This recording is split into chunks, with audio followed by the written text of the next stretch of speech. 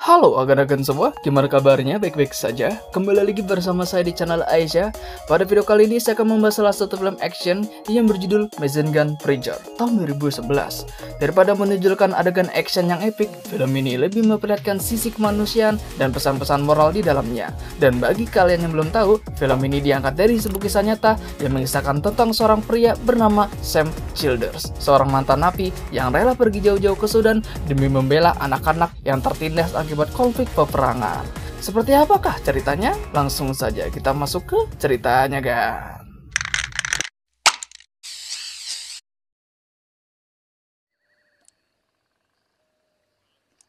Diawali pada sebuah desa di Sudan Selatan, di mana orang-orang sedang tidur dengan nyenyaknya. Namun mereka dikejutkan dengan pasukan pemberontak yang tiba-tiba menyerang desa mereka. Tanpa ampun, mereka langsung membunuh semua warga desa dan menyisakan anak-anak mereka untuk dijadikan tawanan. Dan mereka juga membakar semua rumah yang ada di sana. Terlihat salah satu anak diperintahkan untuk membunuh ibunya sendiri dengan menggunakan tongkat. Jika dia menolak, maka dia dan juga saudaranya akan dibunuh saat itu juga.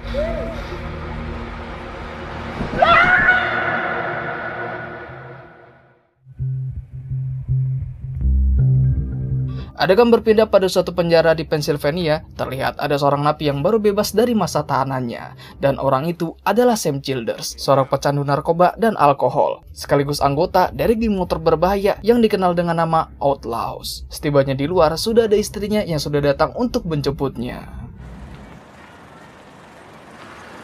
Setelah sampai di rumah, dirinya langsung disambut baik oleh ibu dan putri kecilnya. Oh ya, istrinya ini bernama Lynn. Diketahui, dulunya dia bekerja sebagai penari erotis di suatu klub. Namun sekarang, dia sudah berhenti.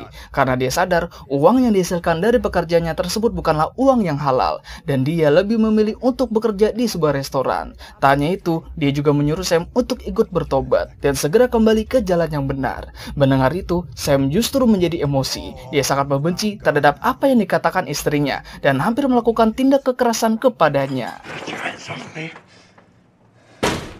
Kemudian dia langsung pergi dengan mengendarai motor kesayangannya menuju ke sebuah bar di mana teman-teman satu gengnya sedang berkumpul. Di sana dia bertemu dengan sobat karibnya yang bernama Dodi. Lalu dia ditawari sebuah barang bagus, yang mana barang tersebut merupakan sejenis narkoba yang cara pakainya dengan menyuntikkannya langsung kepada lengannya. Di suatu malam, Sam dengan Doni pergi ke rumah seseorang, di mana mereka merampok penghuni rumah tersebut dengan mengambil semua uang dan stok narkoba yang mereka punya. Sepulangnya dari sana, mereka berpapasan dengan seorang gelandangan lalu memberikannya sebuah tumpangan. Akan tetapi, gelandangan tersebut memaksa mereka untuk mengantarkannya ke suatu tempat. Karena jika tidak, dia mengancam akan menggorok lehernya Doni. Melihat temannya sedang dalam bahaya, Sam langsung merebut pisaunya. Dan dia langsung menusuk-nusuk gelandangan tersebut dengan sangat brutal. Kemudian dia membuang jasadnya ke pinggir jalan, lalu pergi meninggalkannya sendirian. Kejadian itu membuat dirinya menjadi syok dan ketakutan karena baru kali ini dia membunuh seseorang dengan sangat keji. Lalu dia memohon kepada istrinya untuk segera menolong dirinya.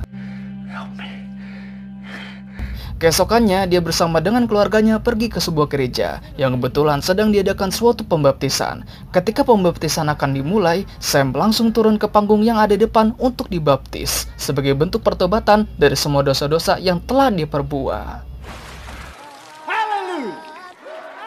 Dan sejak saat itu, kepribadian Sam mulai berubah 180 derajat. Dia sudah meninggalkan yang namanya alkohol dan juga narkoba. Tak hanya itu, hubungannya dengan anak istrinya mulai membaik. Dan sekarang dia bekerja sebagai pekerja konstruksi.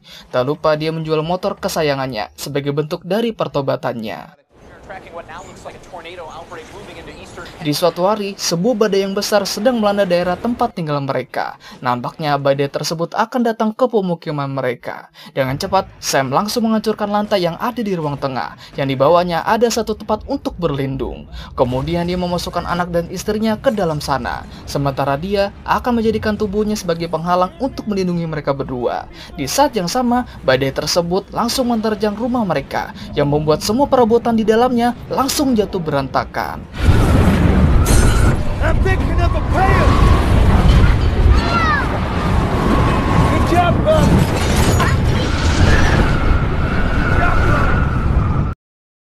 Untungnya, kejadian tersebut tidak menimbulkan korban jiwa dan kerusakan yang ditimbulkan tidak terlalu parah. Kejadian itu juga membuat Sam memiliki suatu ide untuk menjalankan suatu bisnis kontraktor. Dan seiring berjalannya waktu, bisnisnya itu berkembang dengan sangat cepat hingga dia mampu membangun sebuah rumah yang lumayan besar. Beberapa tahun kemudian, terlihat dia dan juga keluarganya pergi bersama ke suatu gereja. Kebetulan mereka kedatangan seorang tamu istimewa, yaitu seorang pastor dari Uganda Utara. Dia datang untuk membicarakan nasib saudara-saudari mereka yang tinggal di Afrika, yang mungkin sangat memerlukan bantuan dari mereka yang ada di sini. Beberapa hari setelah itu, Sam datang ke rumah seseorang. Di sana dia datang untuk menjemput Donnie yang keadaannya sudah sangat memprihatinkan. Itu dikarenakan efek kecanduan dari mengkonsumsi barang haram seperti narkoba dan minuman beralkohol. Kemudian dia membawanya pulang ke rumah dan segera memberikannya perawatan. Di suatu hari, saat mereka sedang makan bersama, Sam teringat dengan seorang pastor dari Uganda Utara yang datang seminggu yang lalu. Dia sangat suka dengan kegiatan amal yang mereka lakukan di Afrika sana. Hal itu membuat hatinya tergerak untuk membantu mereka juga, terutama dalam bidang konstruksi. Rencananya, setelah semua pekerjaannya sudah selesai, dia akan pergi ke sana selama beberapa minggu. It's not so long. Yeah? It's a nice idea. Singkat cerita, Sam sudah tiba di sana. Terlihat dia bersama dengan yang lain sedang sibuk membangun sebuah rumah. Di sana dia bertemu dengan dua orang tentara. Perkenalkan, mereka berdua bernama Deng dan Marco, yang nantinya mereka berdua akan menjadi teman baiknya Sam. Mereka berasal dari organisasi militer bernama SPLA, di mana organisasi tersebut didirikan sebagai gerakan gerilya melawan pemerintah Sudan, dan pemimpin mereka adalah John Garang. I'll be seeing you around. Keesokannya, setelah selesai bekerja, Sam bertemu dengan Deng kembali. Rencananya, Sam ingin pergi ke Sudan, di mana sedang terjadi suatu perang sipil di negara tersebut, dan dia meminta Deng untuk menjadi pemandunya. Meskipun dia sudah tahu bahwa di sana adalah tempat yang sangat berbahaya, tapi Sam tetap bersikeras untuk tetap pergi ke sana. You want to see? Singkat cerita, mereka sampai di suatu penampungan. Terlihat ada banyak orang yang tinggal di sana. Mereka datang kemari untuk menghindari serangan dari pasukan pemberontak. Dan pasukan pemberontak yang dimaksud adalah LRA. Sekedar info saja, LRA adalah pasukan gerilyawan Kristen yang beroperasi di Uganda Utara dan sebagian Sudan. Dan pemimpin mereka bernama Joseph Kony. Mereka telah dituduh sebagai pelanggar hak asasi manusia yang telah meluas, termasuk pembunuhan, penculikan, mutilasi, dan perbudakan seks. Dan juga mereka memaksa anak-anak untuk berpartisipasi dalam peperangan. Malamnya, di saat mereka berdua senang istirahat, Sam dikejutkan dengan sekelompok anak-anak yang ramai-ramai datang ke penginapan mereka. Mereka semua memang sengaja dikirim kemari oleh orang tua mereka, supaya mereka bisa terhindar dari serangan pasukan LRA yang selalu menyerang di setiap malam. Melihat itu, Sam langsung menghampiri mereka, lalu dia menyuruh beberapa anak untuk tidur di dalam kamarnya. Terlihat mereka yang kebagian tidur di sana nampak bahagia akan hal itu, karena mereka bisa tidur dengan aman dan juga nyaman.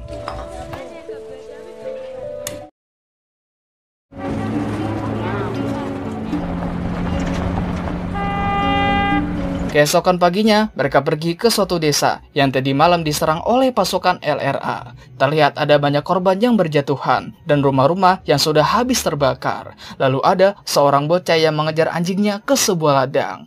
Tak diduga muncul suatu ledakan dari arah bocah yang tadi mengejar anjingnya. Ternyata ledakan tersebut berasal dari ranjau yang diinjak oleh si bocah tadi. Dan itu mengakibatkan dirinya langsung tewas seketika.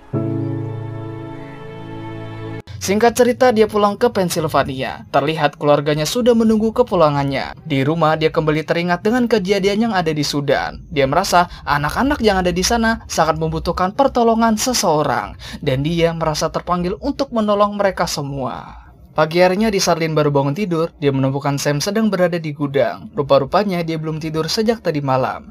Dan terlihat dia sedang membuat sesuatu. Sam mengatakan tadi malam dia mendapatkan suatu pencerahan. Dia berencana untuk membangun sebuah gereja yang dibangun khusus untuk para pendosa seperti dirinya, yang mungkin sangat ingin bertobat dan kembali ke jalan yang benar. Tak hanya itu, dia juga berencana untuk membangun sebuah panti asuhan di Sudan untuk anak-anak yang ada di sana. Singkat cerita, gereja tersebut telah selesai dibangun. Di hari pertama gereja tersebut dibuka, sudah ada banyak orang yang datang untuk beribadah di sana. Karena penceramah yang mereka telepon belum kunjung datang, Sam memutuskan untuk menggantikannya. Meskipun dia baru pertama kali melakukannya, materi yang dibawakan cukup membuat para jemaat menjadi terkagum-kagum. Keesokannya, mereka semua sudah berada di bandara. Mereka mengantar Sam sebelum dia berangkat ke Sudan. Rencananya, dia akan pergi selama beberapa minggu untuk memenuhi janjinya, yaitu membangun sebuah panti asuhan untuk anak-anak di sana. Tak lupa dia menitipkan anak dan istrinya kepada Doni. Singkat cerita, dia sudah sampai di Sudan. Terlihat dia bersama Deng dan teman-temannya pergi ke sebuah lahan yang kosong. Rencananya, panti asuhan tersebut akan dia bangun di lahan kosong tersebut. Si pemilik tanah yang mengetahui hal tersebut sangat tidak setuju, dikarenakan tempat itu sangatlah terpencil dan lokasinya sedikit jauh dari selatan. Akan tetapi, Sam tetap bersikeras untuk membelinya. Dia yakin tempat tersebut sangat cocok bagi orang-orang yang sedang membutuhkan pertolongan. I'm buying this land. Akhirnya dia berhasil membeli tanah tersebut. Bersama dengan warga sekitar, dia memulai pembangunan panti asuhan tersebut. Dan terlihat proses pembangunannya sudah sekitar 40%. Malamnya, ketika mereka semua sedang asuh, mereka dikejutkan dengan pasukan LRA yang tiba-tiba menyerang. Dan jumlah mereka sekitar 20 orang. Dengan cepat, Sam langsung mengevakuasi semua anak ke dalam gereja. Sambil melakukan pengawalan, dia juga melindungi mereka dari serangan musuh. Setelah berhasil mengamankan mereka, baku tembak terus berlanjut, hingga semua musuh yang ada berhasil dikalahkan.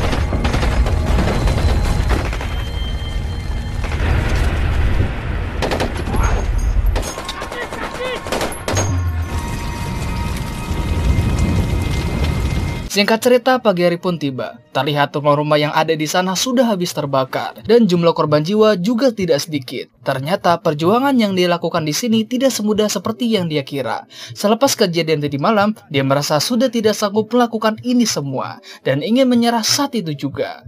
Namun, setelah mendapat dukungan dari istrinya di telepon, dia mulai bangkit dari keterpurukan, dan mencoba untuk membangun kembali apa yang sudah hilang.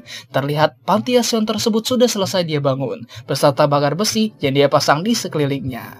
Keesokannya, Deng beserta teman-temannya baru datang dari daerah Jumani. Dia membawa beberapa anak yang sedang terluka parah. Dengan cepat, mereka semua langsung diberikan pertolongan. Salah satu dari anak-anak itu ada yang mengenali Sam. Ternyata berita tentang Sam yang menolong anak-anak telah tersebar luas, dan Sam dijuluki sebagai penceramah kulit putih. Namun sayangnya, setelah menjalani perawatan, nyawa anak itu tidak berhasil diselamatkan. Marah akan hal itu, Sam langsung bergegas ke daerah Ajumani demi menyelamatkan anak-anak itu dengan tangannya sendiri. Adegan berpindah di suatu tempat, di mana ada iring-iringan pasukan LRA yang membawa beberapa anak. Mereka dipaksa untuk ikut andil dalam peperangan.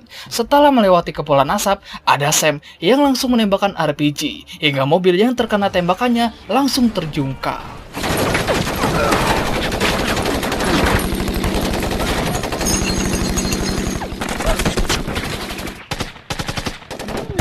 Tak diduga, salah satu bocah yang ada di sana ada yang mengenali Sam dan memutuskan untuk menembak musuh yang ada di depannya. Untungnya, Sam berhasil selamat dari serangan tersebut. Dan setelah itu, anak-anak tersebut langsung menyerahkan diri mereka. Faktanya, bocah yang berani menembak tadi adalah bocah yang sama yang ada di awal scene tadi. Sejak desanya diserang, dia dan saudaranya sudah lama terpisah dan masih belum bertemu sampai sekarang. Keesokannya, dia pulang kembali menuju Pennsylvania. Sesampainya di sana, dia benar-benar menjadi seorang penceramah yang membimbing jalannya ibadah di gereja yang sudah dia bangun. Kemudian dia memberitahu istrinya bahwa dia berencana untuk membuat sebuah wahana bermain untuk anak-anak yang ada di Sudan. Akan tetapi, dia kekurangan dana untuk hal itu. Karena sekarang, keadaan ekonomi sedang sangat lemah. Bisnis kontraktor yang sedang dia jalani juga sedang sulit. Tak kehilangan akal, dia menjual semua senjata dan juga truk miliknya demi mendapatkan dana untuk membangun wahana bermain tersebut. Saat sudah sampai di Sudan, wahana bermain yang sudah dia rencanakan sudah selesai dibangun. Terlihat anak-anak yang ada di sana nampak antusias dan sangat gembira atas permainan yang sudah Sam buatkan. Tak berselang lama, sebuah iring-iringan mobil datang ke panti asuhan mereka. Dan ternyata mereka adalah pasukan SPLA yang datang bersama dengan pemimpin mereka, yaitu John Garang. Dia datang untuk berterima kasih kepada Sam atas perjuangannya yang sudah membantu anak-anak di sini secara sukarela. Bagi kalian yang belum tahu, John Garang adalah tokoh yang berperan sangat penting dalam perjanjian perdamaian antara pemerintah Sudan dengan pemberontak di selatan, yang mengakhiri perang saudara yang sudah berlangsung selama 21 tahun. Keesokannya, mereka pergi ke suatu tempat. Sesuai informasi yang mereka dapat, ada beberapa anak yang sedang ditawan di tempat ini. Sesampainya di sana, mereka melihat dua orang anak yang sedang menunggu pertolongan. Tapi anehnya, mereka berdua tidak bergerak sama sekali. Itu dikarenakan kaki mereka berdua sedang dirantai. Di saat Sam dan yang lain ingin menghampiri mereka, tiba-tiba sebuah tembakan tepat mengenai salah satu anggota hingga dia tewas. Dengan cepat, Sam langsung kembali ke mobil untuk berlindung. Setelah mengetahui posisi dari si penembak jitu, Sam menyuruh Marco dan juga Deng untuk menembak ke arahnya, sementara dia sendiri akan mendekat ke posisinya.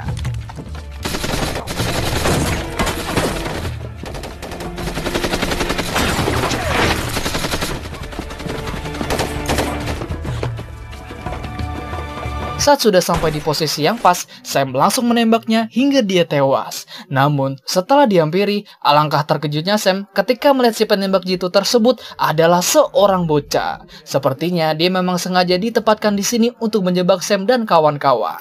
Melihat itu, Sam merasa sangat bersalah karena dia sudah membunuh seorang bocah yang seharusnya dia selamatkan. Malamnya, saat sedang dalam perjalanan pulang, mereka diserang secara tiba-tiba dari balik kegelapan. Dengan sigap, mereka langsung mengambil posisi bertahan sambil menembaki musuh yang ada di sana.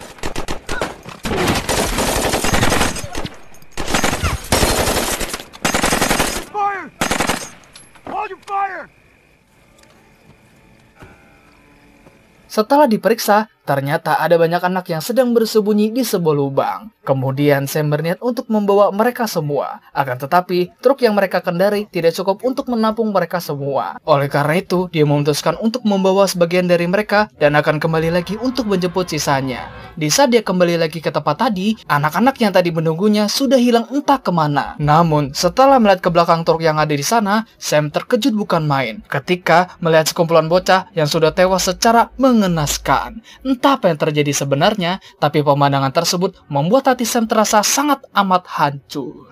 Setelah kejadian itu, dia kembali lagi ke Amerika. Namun wajahnya tidak secerah seperti biasanya. Itu dikarenakan rasa bersalah atas kematian yang menimpa anak-anak tersebut. Dan senyum di wajahnya perlahan mulai menghilang. Selain itu, dana yang dibutuhkan untuk menyalurkan bantuan juga mulai menipis. Terlebih lagi, bank tidak bisa memberikannya uang pinjaman lagi. Karena mereka sudah memberikannya beberapa waktu yang lalu. Get me that phone! Don't tell me to calm down! Cobaan demi cobaan terus menerpa dirinya, sampai dia melihat sebuah berita bahwa John Garang telah meninggal dunia dalam suatu kecelakaan helikopter. Di samping itu, keinginannya yang terus menyelamatkan anak-anak di Sudan membuatnya lupa terhadap keluarganya sendiri. Hubungannya dengan anak istrinya menjadi kurang baik, tanpa terkecuali kepada Doni, teman baiknya. Dia memaki-maki Doni bahwa dia adalah seorang gelandangan yang cuma numpang hidup di rumahnya. You love them black babies more than you love me. Watch your mouth, your foot, slap! Hey. What the hell I don't? Now get the fuck out of here. Dan disinilah kepribadian Sam yang dulu sudah hilang mendadak kembali lagi. Dia mulai mendekati alkohol kembali dan seringkali berbuat kasar.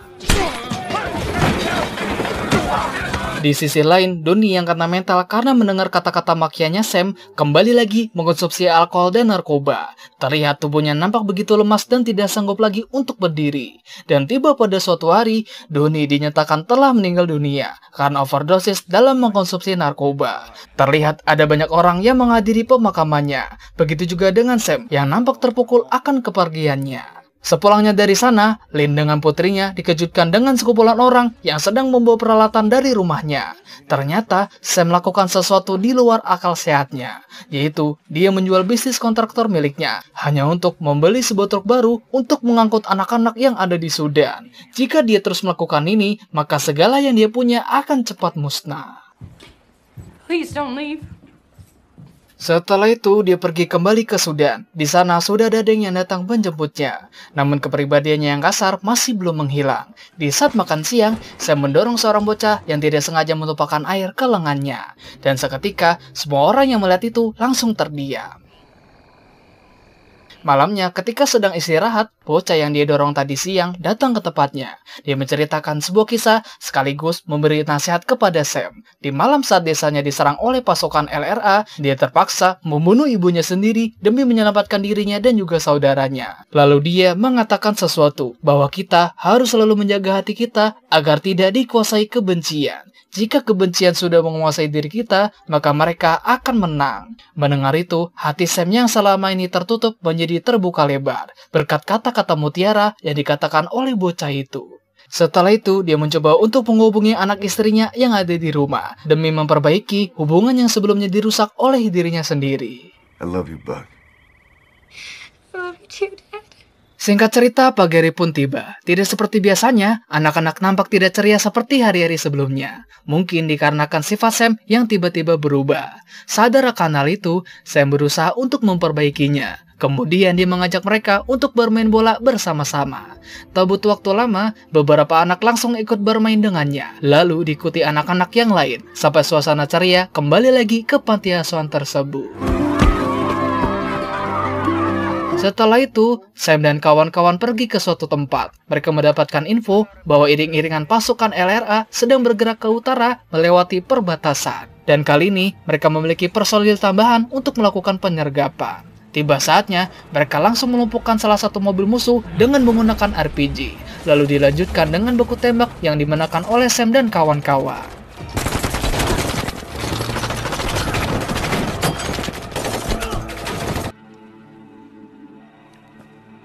Setelah berhasil membunuh semua musuh, mereka langsung membebaskan semua anak yang dikumpulkan di sebuah truk. Apesnya, truk yang masih bisa digunakan tersisa satu lagi, sementara yang lain sudah rusak karena terkena tembakan. Oleh karena itu, saya menyuruh teman-temannya untuk membawa sebagian anak kembali ke penampungan. Sementara dia dan juga yang lain akan tetap di sini untuk menjaga sisanya. Di akhir film, kita dijelaskan bahwa Joseph Kony dan pasukan LRA terus meneror wilayah Uganda Utara dan Sudan Selatan. Amnesty International memperkirakan bahwa LRA bertanggung jawab atas 400.000 kasus pembunuhan dan 40.000 kasus menculikan anak-anak. Hingga hari ini, Sam Childers tetap bertempur untuk kebebasan anak-anak yang ada di Sudan dan di Uganda Utara. Dan film pun tamat.